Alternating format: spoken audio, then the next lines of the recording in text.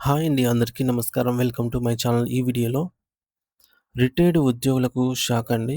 85 లోపు రద్దు అంటూ అప్డేట్ రావడం జరిగింది. సో, దీనికి సంబంధించిన పూర్తి వివరాలు ఈ వీడియోలో తెలుసుకుందాము. వీడియో అయితే ఎక్కడే కానీ స్కిప్ చేయకుండా ఎండ్ వరకు చూసేయండి. అప్పుడే ఇన్ఫర్మేషన్ పూర్తిగా అర్థమవుతుంది. అలాగే వీడియో చూస్తున్న ప్రతి ఒక్కరు వీడియోకైతే లైక్ చేయండి ఫ్రెండ్స్. ఈ వీడియోని తోటి ఉద్యోగ, పెన్షన్ మిత్రులతో అయితే షేర్ చేయండి. కొత్తగా మన ఛానల్ చూస్తున్న వారు ఇంకా ఎవరైనా సబ్స్క్రైబ్ చేసుకోకపోతే వెంటనే మన ఛానల్ అయితే సబ్స్క్రైబ్ చేసుకోండి. సబ్స్క్రైబ్ చేసుకోవడం వల్ల నేను చేసే ప్రతి ఒక్క వీడియో మీ వరకు రీచ్ అవుతుంది. ఇక ఆలస్యం చేయకుండా వివరాల్లోకైతే వెళ్ళిపోదాము. సో ఫ్రెండ్స్, ఇక విషయానికి వచ్చినట్లయితే ప్రస్తుతం సోషల్ మీడియాలో మరియు వివిధ వార్తా సంస్థలలో పెన్షనర్ల గుండెల్లో రైలు పరిగెత్తించి ఒక విపరీతంగా హల్చల్ చేస్తున్న ఒక వార్త అయితే హల్చల్ చేస్తోంది. ఇది లక్షలాది మంది మాజీ ప్రభుత్వ ఉద్యోగులను తీవ్ర ఆందోళనకు గురిచేస్తోంది. ఈ వార్త యొక్క సారాంశం ఏమిటంటే, కేంద్ర ప్రభుత్వం తీసుకురాబోతున్నటువంటి ఆర్థిక చట్టం 2025 ఫినాన్స్ యాక్ట్ ప్రకారంగా ఇకపై పదవీ విరమణ చేసిన ప్రభుత్వ ఉద్యోగులకు ఎటువంటి కరువు భత్యం, డీఏ లేదా కరువు ఉపశమనం, డీఆర్ పెంపుదల ఉండదని, అంటే వారి పెన్షన్లు జీవితాంతం స్థిరంగా ఉండిపోతాయని ఆ పుకారు పేర్కొంటోంది.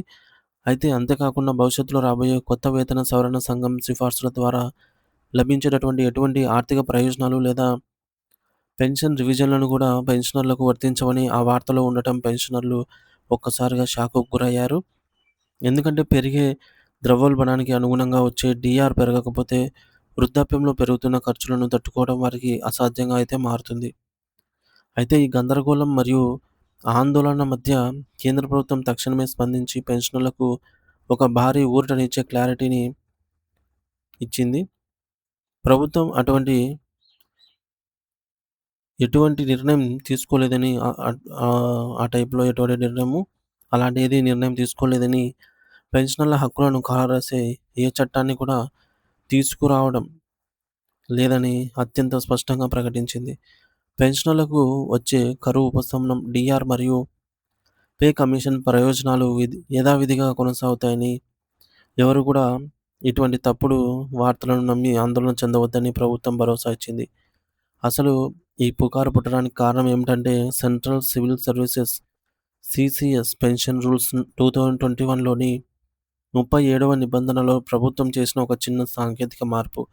ఈ మార్పును కొందరు తప్పుగా అర్థం చేసుకొని లేదా ఉద్దేశపూర్వకంగా వక్రీకరించి అందరికీ వర్తిస్తుందని ప్రచారం చేశారు. అసలు ఆ యొక్క 37వ నిబంధనలో జరిగిన మార్పు ఏమిటో మనం చాలా వివరంగా తెలుసుకోవాలి. ఈ సవరణ అనేది ప్రభుత్వం ఈ మేరకు ప్రభుత్వ పెన్షనర్లకు వర్తించేది కాదు.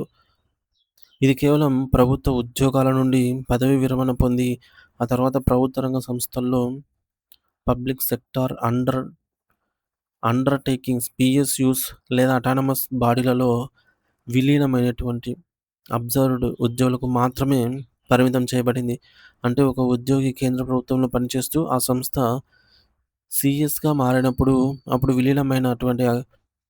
విలీనమై అక్కడి నుండి రిటైర్ అయితే వారికి మాత్రమే ఈ రూల్ అనేది వర్తిస్తుంది. ఈ సవరణలో పేర్కొన్న ముఖ్యమైన అంశం ఏమిటంటే, ఒకవేళ సదరు విలీనమైన ఉద్యోగి తన సర్వీస్ కాలంలో లేదా ఆ తర్వాత ఏదైనా తీవ్రమైన నేరానికి లేదా దేశ వ్యతిరేక కార్యకలాపాలకు పాల్పడితే, అటువంటి సందర్భాల్లో ప్రభుత్వం వారి పెన్షన్ ప్రయోజనాలను రద్దు చేసే అధికారం కలిగి ఉంటుంది. ఇక్కడ మనం గమనించాల్సిన విషయం ఏమిటంటే, క్రమశిక్షణ మరియు నైతిక విలువలను కాపాడటం కోసం మాత్రమే ఈ నిబంధనను కఠినతరం చేశారు. ఒకవేళ సదరు ఉద్యోగి తీవ్రమైన అవినీతికి పాల్పడినా, లేదా ప్రభుత్వం నుండి తొలగించబడటానికి దారితీసే ఇతర దారుణమైన చర్యలకు పాల్పడినా, అప్పుడు మాత్రమే వారి పెన్షన్ అనేది నిలిపివేయబడుతుంది.